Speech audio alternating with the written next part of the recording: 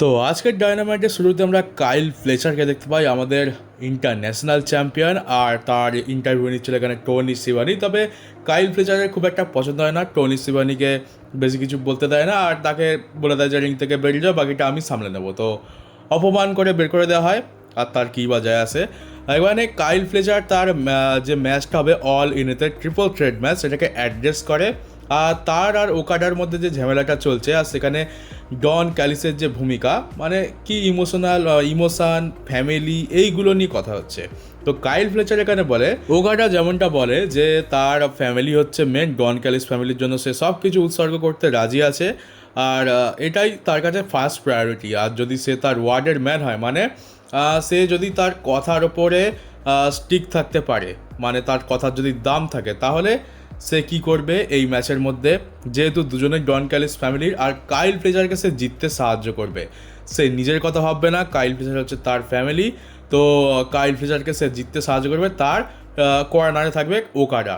মানে actually 2-1-1 handicap match এটা হতে পারে, এমনটা কাইল ফ্লেচার বলছে, যদি ওকাডা লয়্যালটি দেখাতে চায়। তো তার মানে হচ্ছে যে কোনোসুকের টাকিসিটা একদিকে থাকবে আর কাইল ফ্লেচার আর ওকাডা একদিকে থাকবে, এটাই কাইল ফ্লেচার তার থেকে এক্সপেক্ট করছে। তবে এখানে একটু স্বার্থপরতা দেখতে পাচ্ছি। যদি ফ্যামিলির ব্যাপারই হতো তাহলে কাইল ফ্লেচার এটাও বলতে পারতো যে ওকাডাও টাইটেল জিততে পারে, আমিও টাইটেল জিততে পারি, কিন্তু টাকেসিটা যেন না জিতে। কিন্তু বলছে যে না, জিতবো তো আমি, ওকাডা আমাকে সাহায্য করবে জিততে। আর এইভাবেই ওকাডা তার লয়্যালটি প্রমাণ করবে। এবারে ওকাডাও পরে ব্যাকস্টেজে একটা কথা বলে, দুজনেরই কথাবার্তা শুনে তো বুঝতে পারছি হ্যাঁ হতে চলেছে ঝামেলা। এটা 2-1-1 হ্যান্ডিক্যাপ ম্যাচ নয়, বরং যে যার নিজের জন্যই লড়বে। তারপরে আমরা এখানে একটা রিটার্ন দেখতে পাই, সেটা হচ্ছে কোনোসুকের টাকেসিটাকে আমরা বেশ কিছুদিন ধরে দেখতে পাচ্ছিলাম না, কারণ এনজেপিডাব্লিউতে যে G1 ক্লাইম্যাক্স টুর্নামেন্টটা হচ্ছিল, সেই টুর্নামেন্টের জন্য তাকে যেতে হয়েছিল। আজ ফাইনালি রিটার্ন হয়ে গেছে। আর বলে রাখি যে আর মাত্র 10 দিন পরই হতে চলেছে AEW সব থেকে বড় পেপার ভিউ অল ইন। তো দেখতে দেখতে সময় প্রায় চলেই এলো। তো এখানে টাকেসিটা আসে আর কাইল ফ্লেচার রেডি হয়ে যায় তার উপর অ্যাটাক করার জন্য, কিন্তু কিছু করতে পারে না। এখানে টাকেসিটাই তার উপর অ্যাটাক করে দেয় আর তাকে ধুয়ে দেয়। আর আমরা ব্যাস্টেজ থেকে ওকাডার তরফ থেকেও একটা ইন্টারভিউ দেখতে পাই। ওকাডা তো প্রচণ্ড খুশি। ওকাডা বলছে যে হ্যাঁ আমরা তো ফ্যামিলি, তো লয়্যালটি কথা আসছে, আমরা যে কথা বলেছি সেটাতে আমরা স্টিক থাকবো, তো দায়িত্ব তো দুজনেরই থাকবে।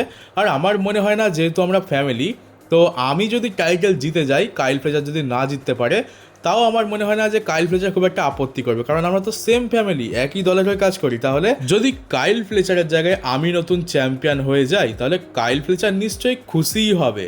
তো হ্যাঁ, বুঝতেই পারছি এখানে ফ্যামিলির একটা দোহাই দিয়ে সবাই যে যা নিজেরটা গুছিয়ে নিতে চাইছে, কিন্তু লাভ হয়তো অন্যকে ওই উঠাবে, টাকেসিটা রয়েছে ওই হয়তো উঠাতে পারে। আর একটা জিনিস তো কনফার্ম যে ডন ক্যালিস ফ্যামিলি আবার ভাঙতে চলেছে অল ইনেতে, হয় ওকাডা নয় কাইল ফ্লেচার, দুজনের মধ্যে যে কোনো একজন বের হবে। এবারে প্রশ্ন হচ্ছে যে ডন ক্যালিস কার দিকে ঝোঁকে, ও যার দিকে ঝুঁকবে সেই হয়ে যাবে বড় হিল, আর সেই থাকবে ফ্যামিলিতে। আর যার এগেনস্টে ঝুঁকছে সে অবশ্যই টিম থেকে বের হবে। আপাতত দেখে যেটা বুঝতে পারছি, ওকাডা যেহেতু একটা বড় নাম আর সে অলরেডি বিল্ড হয়েই আছে, অনেক দিন ধরে এই ফ্যামিলিতে রয়েছে, তো ওকাডার বের হওয়ার চান্স বেশি। এখনও কাইল ফ্লেচারকে অনেকটা রাস্তা যেতে হবে, তাই সে ডন ক্যালিস ফ্যামিলির সাথেই থাকবে। আর আমরা ব্যাকস্টেজে কোনো একটা অন্ধকার ঘরে কেনি ওমেগা আর উইল অসপ্রের মধ্যে একটা সামনাসামনি মুখোমুখি কথাবার্তা দেখতে পাই, দুজন দুজনকে ব্লেম করতেই ব্যস্ত। আর মাঝখানে আমরা রেনে ইয়াংকেও দেখতে পাচ্ছি যে এটা পরিচালনা করছে। আর এখানে মেন হচ্ছে যে কেনি ওমেগা এখন একদম সিংহাসনে বসে আছে, আর উইল অসপ্রের একটাই কথা, আমি এটা দরকার আমার চ্যাম্পিয়নশিপ, আমি জিতবো, আমি তোমাকে হারাবো, মানে ফুল কনফিডেন্সের সাথে সে নিজেই নিজেকে মোটিভেট করছে। আর সবথেকে বেশি অ্যাগ্রেসিভনেস আমরা এখানে উইল অসপ্রের তরফ থেকে দেখতে পাচ্ছি। কেনি ওমেগার কোনো ব্যাপার নয়, সে জানে যে আমি সব কিছু করে রেখেছি। এবারে কেনি ওমেগাও বলে যে হ্যাঁ তুমি কিভাবে ডিল করো সে তো আমি দেখেই নিয়েছি, আমি আগের থেকে অনেক বেশি বেটার হয়ে গেছি। কেনি ওমেগা বলছে আমি যে ভুলগুলো করেছিলাম সেগুলো শুধরেছি, কিন্তু উইল অসপ্রে সেটা কি করতে পেরেছে, সে কি আদৌ সেটা করতে পারবে? সে তো আগেও সুযোগ পেয়েছিল 2023 সালে, কিন্তু সে তো আমাকে হারাতে পারেনি। সে সুযোগ পাওয়া সত্ত্বেও কিন্তু কোনোবারই সফল হয় না, প্রত্যেকবার সে ফেল করে। তার নেক ইঞ্জুরিও হয়েছিল, যেটা থেকে উইল অসপ্রে কি পুরোপুরি রিকভার করতে পেরেছে? সে কি বলতে পারবে যে সে আগের থেকে বেটার আছে, কিংবা সে কি একেবারে পুরোপুরি ক্লিয়ার আছে? আর এমনকি সে তো ঠিক করে মানুষও চিনতে পারে না, ওই জন মক্সলির অ্যাঙ্গেলটার ব্যাপারে বলছে, ঠিক করে মানুষও চিনতে পারে না, কাকে ভরসা করে নেয়, কাকে ভরসা করতে হবে কি হবে না সেটাও তার জ্ঞান নেই। তো এদের মধ্যে গরমাগরমি প্রথম থেকেই হতে থাকে। আর এই জিনিসটা শুধুমাত্র আমরা ব্যাক স্টেজেতে নয়, আজকের আমরা মেন ইভেন্টেও দেখতে পেলাম শেষেতে। আর এরপর আমরা টিভিএস চ্যাম্পিয়নশিপের জন্য একটা 4-way ম্যাচ দেখতে পাই পার্সেফোন, হিকারু শিডা, ক্রিস স্ট্যাটল্যান্ডার আর মায়া ওয়াইল্ডের মধ্যে। আর যেহেতু একটা 4-way ম্যাচ ছিল, তো এটা আশা করাই যায় যে ওমেন্স ডিভিশনের ম্যাচ হওয়া সত্ত্বেও খুব একটা বোর করবে না, আর বোর করায়নি, অ্যাকশন ভরপুর ছিল। আর কপালের জোর, এই মায়া ওয়ার্ল্ড হচ্ছে AEW চেলসি গ্রিন, সবসময় কপালের জোরে জিতে যায়, টাইটেলটাও কপালের জোরে জিতেছে আর রিটেনও করে যাচ্ছে।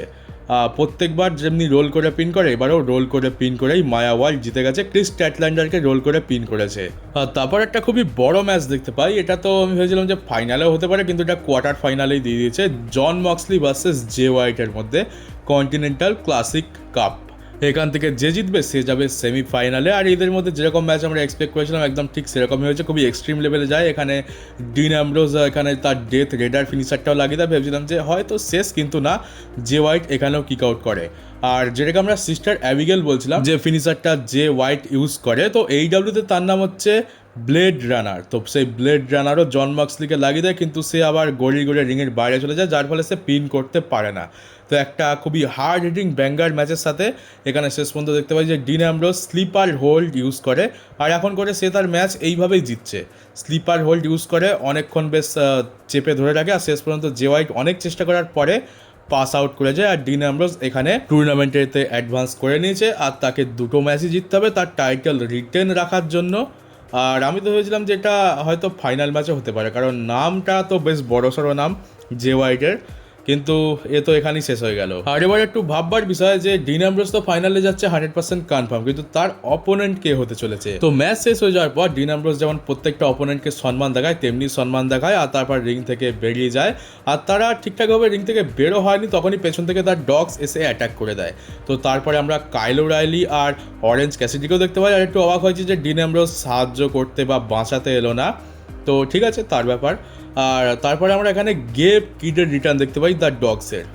আর এখানে ফেস টিমই বেশি মার খাচ্ছিল, জে হোয়াইটকে তো ধুয়ে একটা কর্নারে ফেলে দিয়েছে। আর তারপরে আমরা দেখতে পাই যেখানে ট্রায়োস চ্যাম্পিয়ন আছে ব্রোডি কিং, বান্ডিডো আর হ্যাংম্যান পেজ, তারা এসে সেভ করে সবাইকে। আর এখানে হ্যাংম্যান পেজ দেখতে পাচ্ছে যে চারিদিকে খালি ফ্যাকশানে ভর্তি, তো সেখানে চ্যালেঞ্জ করে দেয়, বলে যে কেউ AEW রোস্টারে যতজন রয়েছে যে কেউ এই ট্রায়োস চ্যাম্পিয়নশিপের জন্য অল ইনেতে চ্যালেঞ্জ করতে পারবে। আর সবার জন্য সে একটা চ্যালেঞ্জ দেয় যে চ্যাম্পিয়ন এখানে রয়েছে, গোল্ড এখানে রয়েছে, চলে এসো। আর তো যেই এখানে টাইটেলের অপরচুনিটির কথা শুনেছে, তো রিকোসের টিম তার ডিমান্ডে চলে আসে, তাদেরও অপরচুনিটি চাই। এবার প্রশ্ন হচ্ছে যে কেউ সবার জন্য ওপেন চ্যালেঞ্জ দিয়েছে, যে কোনো ফ্যাকশান তো আসতেই পারে। তো এখানে কোনো সিঙ্গেলস টিম লড়বে বলে তো মনে হচ্ছে না, আমরা হয়তো একটা মাল্টি ফ্যাকশান ম্যাচ দেখতে পেতে পারি ট্রায়োস চ্যাম্পিয়নশিপের জন্য। তবে হ্যাংম্যান পেজও একটা কনফিউশন ক্রিয়েট করে দিয়েছে, যেটা পরে স্ট্রিকল্যাং অ্যাড্রেস করে। আর আমরা বেশ কিছুক্ষণ পর দেখতে পাই যে ব্যাকস্টেজ থেকে আমরা প্রিন্স নানা আর স্ট্রিকল্যাংয়ের একটা প্রোমো। এখানে স্ট্রিকল্যাং এটাই জিজ্ঞেস করে যে তুমি কি বললে, হ্যাংম্যান পেজকে বলছে যে তুমি কি বললে, তুমি বললে যে কেউ চ্যালেঞ্জ করতে পারে, আর তোমাদের কাছে হচ্ছে ট্রায়োস চ্যাম্পিয়নশিপ, কিন্তু ট্রায়োস চ্যাম্পিয়নশিপের জন্য তো 3জন মেম্বার লাগে, 3জন মেম্বার যদি থাকে তাহলেই চ্যালেঞ্জ করা যায়, কিন্তু তুমি বলেছো যে কেউ চ্যালেঞ্জ করতে পারে, মানে তুমি কি বলতে চাইছো। আর যেহেতু আমরা দেখছি যে হ্যাংম্যান পেজের সাথে স্ট্রিকল্যাংয়ের ঝামেলা চলছে, আর এখানে হ্যাংম্যান পেজ ভার্সেস স্ট্রিকল্যাংয়ের একটা প্রোগ্রাম হতে পারে অল ইনেতে, আর এমনিতে তো স্ট্রিকল্যাং তো বসে তো থাকবে না। আর এই যে চ্যালেঞ্জটা দিল, এবারে স্ট্রিকল্যাং এতে এন্ট্রি নিতে পারে, কিন্তু সমস্যা হচ্ছে যে স্ট্রিকল্যাংয়ের কাছে তো কোনো টিম নেই। সে যদি হ্যাংম্যান পেজের টিমের এগেনস্টে যায়, সে তো আর একা যাবে না, একাই তো 3খানা টাইটেল জিতবে না, তাহলে কি হতে চলেছে, এটাই এখানে তারও প্রশ্ন আর আমাদেরও প্রশ্ন। মনে হচ্ছে যে স্ট্রিকল্যাং অবশ্যই হ্যাংম্যান পেজের এগেনস্টে যাচ্ছে অল ইনেতে, মাল্টিপার্সন ম্যাচ হোক কিংবা যদি শুধুমাত্র এদের মধ্যেই সিঙ্গেলস হয়, দুটো সিঙ্গেল ফ্যাকশন, তাহলেও প্রশ্ন হচ্ছে যে কি করে এটা সম্ভব হবে। তার মানে কি স্ট্রিকল্যাংয়ের সাথে আরও 2জন আসতে চলেছে, স্ট্রিকল্যাং কি তার একটা নতুন টিম বানিয়ে নিয়ে আসবে, তারপর তাদের সাথে হ্যাংম্যান পেজের টিমের লড়াই হবে। আর আমরা অ্যান্ড্রাডের একটা স্কোয়াশ ম্যাচ দেখতে পাই, যেটা অ্যান্ড্রাডে তো জিতে যায়। আর আমরা তারপর এমজেপের সাথে, এমজেপ তো সুইমিং পুলে আরামসে বসে আছে, তার নকল টাইটেল পাশে নিয়ে, সেই অ্যান্ড্রাডেকে এখানে খোঁচা মারছে। আগের সপ্তাহে অ্যান্ড্রাডে ছিল না, এমজেফ ছিল, এই সপ্তাহে এমজেফ নেই, অ্যান্ড্রয়েডে রয়েছে। তবে অ্যান্ড্রয়েডের সামনে এমজেফ তো আসে না, এমজেফের পাঠানো একটা লোক আসে, এমজেফের কিছু বার্তা নিয়ে এসেছিল। এ নাকি হচ্ছে এমজেফের স্প্যানিশ ট্রান্সলেটার, কিন্তু যেহেতু সামনে অ্যান্ড্রয়েডে রয়েছে তো স্প্যানিশ ট্রান্সলেটারের কী দরকার, মেক্সিকান ট্রান্সলেটারের দরকার ছিল। তো একটা বার্তা নিয়ে আসে, এ মানে একটা ছোট জিনিস অনেক গেঁজি গেঁজি বড় করে। ক্রাউডও বিরক্ত হয়ে যাচ্ছে, অ্যান্ড্রয়েডে তো বিরক্ত হচ্ছেই। আর এই যে লোকটাকে দেখতে পাচ্ছ তার নাম হচ্ছে জোনাথন কার্স, যে একটা সেই গুপ্তধনের ম্যাপের মতো পুরনো একটা কাগজ বের করে, সেইটা পড়ে অ্যান্ড্রয়েডকে একটা মেসেজ দেয়। মেসেজ খুবই সিম্পল ছিল যে এমজেফকে কখনো অ্যান্ড্রয়েডে হারাতে পারবে না, সে জীবনে কখনো ওয়ার্ল্ড চ্যাম্পিয়ন লেভেলের ব্যক্তিকে হারায়নি। তো ব্যাস, এবার যেহেতু এমজেফ সামনে নেই তো তার এক কাজ করি, জোনাথন কার্সকেই ধুয়ে দিই। তো অ্যান্ড্রয়েডে এর ওপরই অ্যাটাক করে দেয়, আর অ্যাটাক করার পর মাইক নেয় আর বলে হাউ ইউ নো বলে মাইকটা এরই গায়ের ওপরে ছুঁড়ে মারে। আর আমরা দেখতে পাই যে ব্যাক স্টেজ থেকে ফেস আপ হচ্ছে দুজনের, ভার্চুয়াল ফেস আপ বলে এটাকে। সারসা ব্যাঙ্কস আর উইলো নাইট অ্যাঙ্গেলে দুজন ব্যাক স্টেজেতে আলাদা আলাদা কোনো জায়গায় বসেছিল। তো এখানে কথা বাড়াতে বাড়াতে একটু বেশি কথা বেড়ে যায়, আর ফাইনালি এরা যে যার ঘর থেকে বেরোয় আর বলে যে চলো অনেক ফেস আপ হয়েছে বা সামনাসামনি হয়ে যাক। তো এরা ব্রল করতে শুরু করে দেয় ব্যাক স্টেজেতেই। উইলো নাইট অ্যাঙ্গেল সারসা ব্যাঙ্কসকে খুঁজে বের করে, বা বলতে পারো দুজনেই দুজনকে খুঁজে বের করে। লড়াই করতে করতে এরা পুরো ব্যাক স্টেজ শুরু করে পুরো রিং সাইড শুরু করে সব জায়গাতে এরা ব্রল করেছে। এরা লড়তে লড়তে রিং সাইডে আসে, র্যাম্পের কাছে আসে, তারপর লড়তে লড়তে আবার এরা ব্যাক স্টেজেতে যায়। আজকের প্রথম থেকে শেষ পর্যন্ত এরা ব্যাক স্টেজেতে খালি ব্রলই করে গেছে। তারপর আমরা ডন ক্যালিস ফ্যামিলির মার্কসম্যানের সাথে নাইজেলের ম্যাচ দেখতে পাই। এটাও ছিল কন্টিনেন্টাল ক্লাসিক টুর্নামেন্টেরই একটা ম্যাচ, আর এই ম্যাচটা নাইজেল জিতে গেছে। আর নাইজেল একটু স্পেশাল, কারণ হচ্ছে সে হচ্ছে একজন commentator plus part timer wrestler, আর সে এখন নাকি ইনজুরি নিয়ে সে রেসলিং করছে। তবে মনে তো হচ্ছে মেডিকেলি ক্লিয়ার, নাহলে এত রিস্ক তো কেউ নেবে না। ইনজুরি হয়েছিল, তবে মনে হচ্ছে ঠিক হয়ে গেছে আর অতটাও সিরিয়াস নয়। তবে এমনটা দেখানো হচ্ছে যে হ্যাঁ, নাইজেলের একটু সমস্যা তো রয়েছে, আর মেবি বলা যায় না হয়তো নাইজেলও কিন্তু যেতে পারে ফাইনালে। তারপর আমরা কেভিন নাইটকে দেখতে পাই, আর কেভিন নাইট এখানে ডার্বি অ্যালেনকে কল আউট করে, আর ডার্বি অ্যালেন চলেও আসে, র্যাম্পের কাছে দাঁড়িয়েছিল। আর এটা ছিল কেভিন নাইটের একটা চাল। আমরা সেই একটা সময় জেফ হার্ডির এন্ট্রান্সের সময় দেখতে পেয়েছিলাম যে তারপর পায়রো দিয়ে অ্যাটাক করা হয়েছিল, ঠিক সেরকম এখানে পায়রো দিয়ে অ্যাটাক করা হয় ডার্বি অ্যালেনের ওপরে। এটা কেভিন নাইট আগে থেকেই সেট করে রেখেছিল, আর ফাঁদে এসে ডার্বি অ্যালেন পা দেয়। আর আমরা বলবো যে জেফ হার্ডির থেকেও ভয়ঙ্কর, কারণ এখানে জেফ হার্ডির থেকেও কিছু সেকেন্ড বেশি পায়রো সহ্য করতে হয়েছে ডার্বি অ্যালেনকে। পুরো চারিদিকে আগুনের ফুলকি, আগুন বেরোচ্ছে, ডার্বি অ্যালেন তার মাঝখানে ফেসে আছে। তারপরে ডার্বির তো আর কিছু করার থাকে না, কেভিন নাইট তার উপরে গিয়ে সঙ্গে সঙ্গে অ্যাটাক করে, তাকে রিংয়ের মধ্যে নিয়ে আসা হয়, আর গলায় একটা চেয়ার ফাঁসিয়ে দেয়, আর তাকে কোস্ট টু কোস্ট পজিশনে ঝুলিয়ে দেয়। আর তারপর কেভিন নাইট তাকে কোস্ট টু কোস্টও লাগিয়ে দেয়। আর ডার্বির আজকের অবস্থা বেশ খারাপ, কারণ তাকে মানে দেখানো হয়েছে বেশ খারাপ। ডার্বির এমনিতেও কিছু হয় না, তাকে স্ট্রেচারে করে ব্যাক স্টেজেতে নিয়ে যাওয়া হয়। আর তারপর আমরা মেন ইভেন্ট দেখতে পাই কেনি ওমেগা আর তার টিম এলিটের সাথে ডন ক্যালিস ফ্যামিলির একটা ম্যাচ। আর এই ম্যাচটা ছিল দুটো রাইভালরিকে সেট আপ করার জন্য, বা দুটো রাইভালরিকে গরম করার জন্য। সেট আপ তো আগে থেকেই হয়েছিল।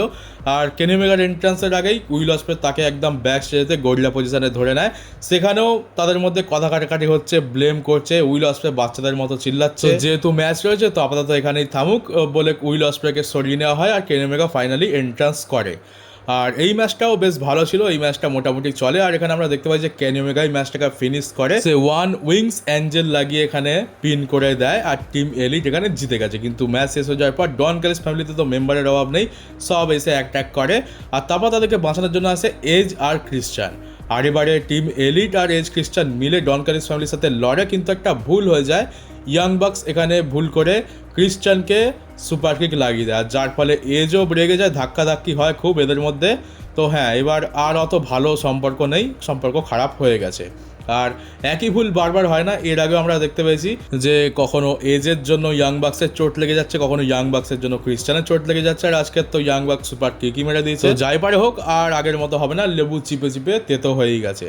আর শেষ পর্যন্ত আমরা এখানে কেনি ওমেগাকে দেখতে পাই। এরা আজকে অত বেশি মারামারি করেনি, মানে ভুল বোঝাবুঝি হয়েছে আর মনোমালিন্য হয়েছে, এবার কেউ আর কারোর সাথে থাকবে না। তারপর আমরা উইল অসপ্রেকে দেখতে পাই, সে এখনও শান্ত হয়নি। ভাই এত চিল্লি হবেটা কি, ম্যাচের মধ্যেই যা করার করে নেবে, কিন্তু উইল অসপ্রে আর সহ্য হচ্ছে না। সে এখানে এসেও কেনি ওমেগাকে উল্টো পাল্টা বলতে থাকে, কল আউট করে, মানে কল আউট করবে কি, সে তো রিংয়ের মধ্যেই দাঁড়িয়ে আছে। আর তারপরে আমরা দেখতে পাই যে কেনি ওমেগা ফাইনালি মাইক নেয় আর বলে যে সিকিউরিটিকে বলছে যে একে এখান থেকে নিয়ে যাও, আমি একে দেখতেও চাইছি না।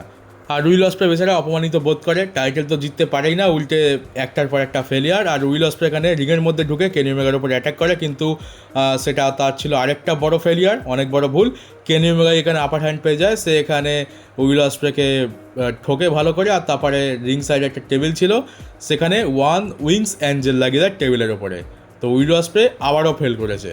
আর এখানে এমনটা দেখানো হয়েছে যে উইল অসপ্রে হচ্ছে একটা বাচ্চা আর কেনি ওমেগা হচ্ছে একদম সিনিয়র। এই যেমনটা হয় আমাদের স্কুলেতে, আমাদের সাথে সিনিয়রের ঝামেলা হলো, সিনিয়রকে আমরা 10টা মারলাম, কিছুই হলো না, কিন্তু সেই সিনিয়র ঘুরিয়ে একটা মারলো, ব্যাস আমরা হেগে ফেললাম, মুতে ফেললাম। ঠিক সেরকম অবস্থা হয়েছে এখানে উইল অসপ্রের। স্বপ্ন পূরণ করতে চায়, কিন্তু পাহাড় চড়তে হবে তার জন্য। আর এর সাথেই আজকের ডায়নামাইটের শো শেষ হয়ে যায়। আর সম্ভবত আরেকটাই শো বাকি রয়েছে, যেটা হবে পরের সপ্তাহে, রয়েছে গো হোম এডিশন।